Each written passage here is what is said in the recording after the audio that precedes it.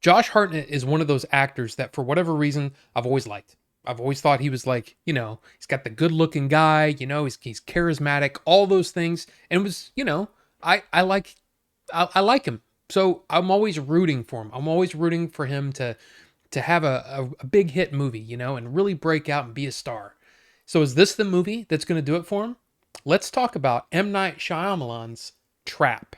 A father and his teen daughter attend a pop concert only to realize they've entered the center of a dark and sinister event. The movie stars Josh Hartnett, Ariel Donaghue, and Saleka Shyamalan. So for this movie, I'm going to do a non-spoiler section and a spoiler section toward the end. So if you've seen the movie, you can, let's talk about the spoilers and stuff. But we're not going to do that yet. We're going to do a non-spoiler. And even further, I'm going to attempt to try to do this review as if you have not seen the trailer. And so if you haven't seen the trailer and maybe you're just an M. Night fan and you're wondering if this is a good M. Night movie, I'm going to give that to you without spoiling anything, because I actually think there's something, I think they give away too much in the trailer. So that's kind of how I look at it. So without further ado, let's get into it.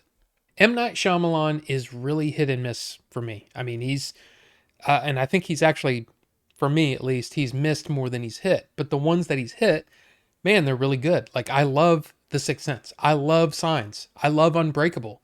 Some of the other ones, Split is pretty good.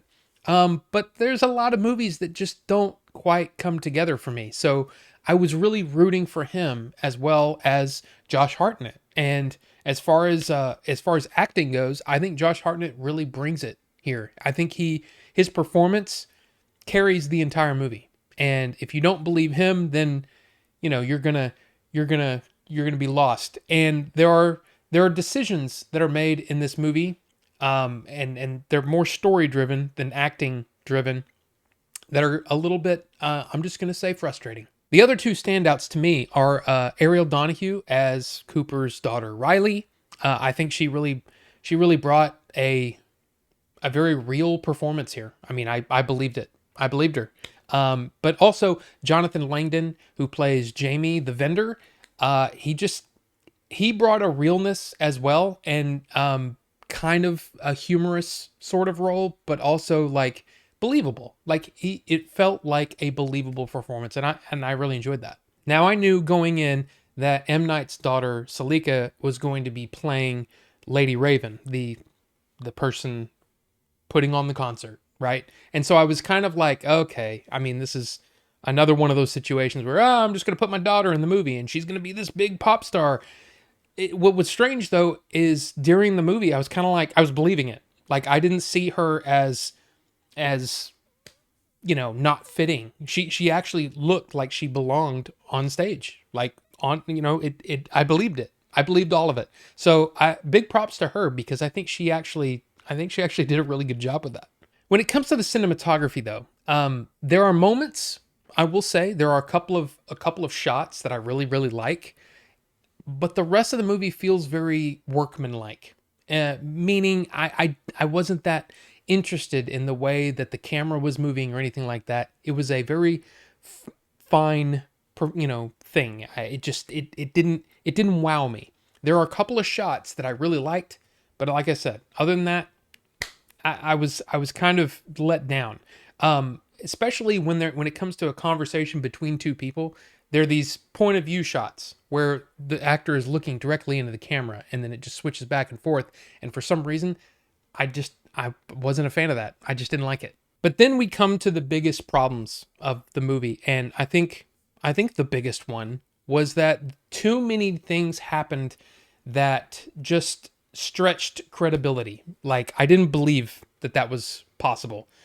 Just a lot of conveniences, and there was actually one there was actually one case where in my head I was thinking, oh, come on.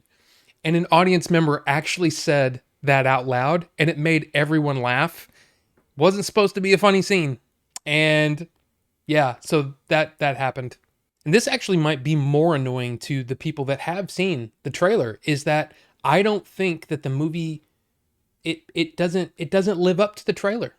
Like, it doesn't live up to the amazing premise that sold me on the movie. And that's annoying. In fact, there's a moment that happens. There's a where the movie changes. The tone changes. And at that point I could feel the movie like losing me, and I was ready for the movie to end.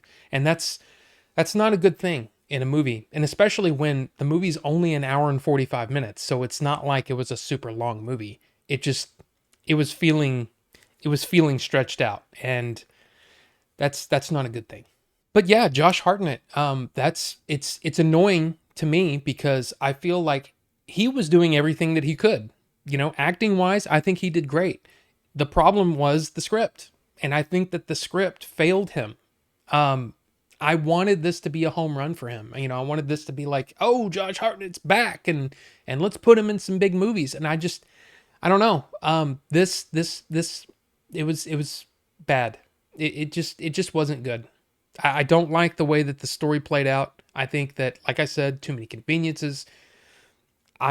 This is a poor effort by M. Night Shyamalan. This is probably in, if you're yay or nay, this is in the nay. This is one of his bad movies. And that's so, it's so frustrating because I was sold. I was completely sold on the premise, and it didn't work for me. It didn't work for me at all. I will say though, if you're going to watch this movie, and believe me, I'm one of those people that even if I'd watched a review just like that, I would have said, I like M. Night, or I'm always rooting for M. Night. So I might have gone to see this movie regardless. I will just say this. If you're going to watch the movie, make sure you stay for the mid-credits scene, because it was actually pretty good. It was actually a pretty good mid-credit scene. So I'll leave it at that. And now it's spoiler time. So, hey, if you want to see this movie, I'm going to spoil the crap out of it. Like, I'm going to talk about like many different plot points that, yes, I'm going to talk about them. So yeah, that's your warning, because here we go.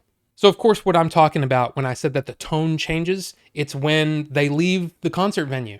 Like at that moment, I was like, okay, well, we're ready for this to wrap up, and then the movie just kept on going, and that's not so much a spoiler, but I mean, it is a spoiler because the trailer makes it look like, oh, all of this is going to go down at the concert venue, at the place, and it doesn't, and it just keeps on going.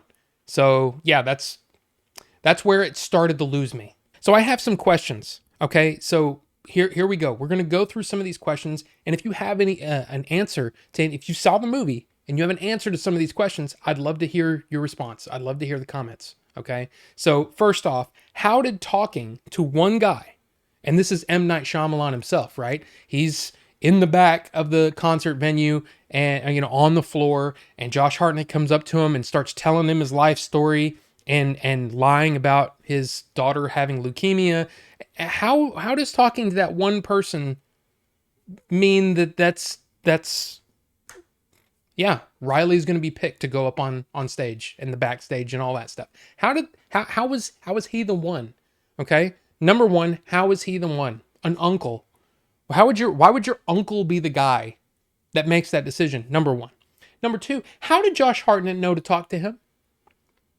How did Cooper know? By the way, there's probably going to be things that I didn't even think of that you might.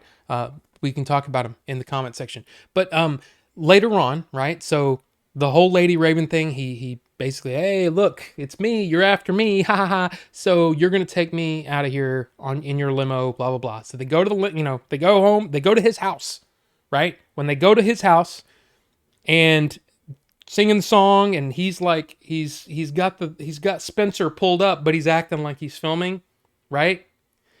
She takes his phone, goes into the bathroom, but here's the problem. She took pictures with his phone, right? She took pictures with his phone. Taking pictures. But then was still able to talk to Spencer when she got into the bathroom? Like how did that happen? Because you just saw, after the live stream, she does the live stream, says, hey, we got to find this guy, right? It locked her out. So how did that happen? Was it I don't know. It's one of those things where it's a convenience that it's like it works, like her being able to talk to Spencer, it worked when it needed her to, but then as soon as it didn't need her to, it stopped. And that's one of those things that just really annoys me. So a little later, everyone's safe, right? All the family members are safe. He's alone in the house. The SWAT team is there. And okay, so we see that he is able to get out of the house. Did he kill a guy for the SWAT team uniform, or did he have one? And then how was he able to just get in the limo? Why wouldn't... I don't understand. I don't understand how he even got in the limo. Okay. And then later on, right? She breaks the thing and she gets out of the limo. How did he get out of the limo at the same time? And nobody was like, "Hey, who's that guy? Who's the guy in the?" She was crying for help. Yeah. How did he do that? How is he able to get out of the limo? How is he able to prop up this thing to make it look like, oh, there's got to be, it's him, it's him. All that was just like, it was cartoonishly bad. I don't know. So then he goes home, right? He goes home and his wife is there. How did she spike the cake or put the, I'm guessing pills or whatever? How did she do that? How did she put that in the cake without him noticing? How did that happen? And let me ask you, okay? Let's say you're the butcher, okay? Your wife, who you're probably about to murder, is going to, do all this. Do you sit down for cake or pie or whatever? All of it was just so like convenient stuff. And it was just like, what? This is bad. This is not good. So, because of this drug or whatever, he starts seeing his mom and he walks out and they shoot him with the taser things. You know what I'm talking about? They shoot him with the taser things. How was he able to do what he did? Like, can you just overpower those things? Is that possible? And then why would they tase him at all? Why not just, shoot him in the face? Like, what's, I don't get it. I don't understand. I don't understand. And then they're leading him out. And why would you allow the kids to come back as he's being led out? That's dumb. Like that is not a thing that would happen. It doesn't make any sense. So his daughter runs up to him and hugs him. And I'm just like, I'm sitting there going, I'm shaking my head going, this is, wow. What are the decisions here? And then, of course, on the way there, because he's a neat freak, he sets the bike back up, and then the camera zooms in on the bike to show that he's taken one of the pieces of the wheel. I don't even, what do I know about bikes? I don't know anything about bikes, but he takes that thing and is able to undo his handcuffs. Like what? It was at that moment that the other audience member went, "Oh, come on." And it was really, really funny. It was really funny. And it almost made the movie like, okay, we're just having fun now. Okay, whatever. But I'm sure there are more. I'm sure there are more things that are just like I don't understand some of the decisions made in this movie, in this script. Like, how did you not like look that over and go, yeah, that wouldn't happen. That wouldn't happen that way. I still don't understand why he pushed the girl down the stairs. Was that to just see what the reaction was going to be? I don't really understand. Like, was there a point to that? Because he's just like, oh, well, let's get out of the way. I thought there was something to that, but there wasn't, and I don't really understand that either. But hey, that's a thing. So I would say that the theater was is probably a third filled, right? But I saw there were a couple people in front of me as the credits were rolling, and I'm sitting there. I'm starting my review. I'm starting to put my notes into my phone, and I look down, and somebody has Letterboxd open. I recognize the layout, and I see 4 stars and the heart, and they're starting to type out their review, and I'm like, how do you give that? Hey, look, I mean, I've said it. Movies work differently on all kinds of different people. How do you give that movie 4 stars out of 5? I don't know. I don't understand that person. But hey, they're subjective, I guess, right? So, Trap, Yeah, I kind of feel like I wasted my time a little bit. I'm a little disappointed. And I don't like doing reviews where I'm just kind of, especially in the spoiler section, just kind of trashing things. But look, I'm sorry. I call it like I see it. But I'd love to hear from you if you've seen the movie, because obviously you at least watched the spoiler section if you got to this point, if you're still here. But anyway, I'd love to hear from you. Comments that you have on the movie. Let's talk about it. So anyway, thank you guys so much for watching. We will see you on the next one.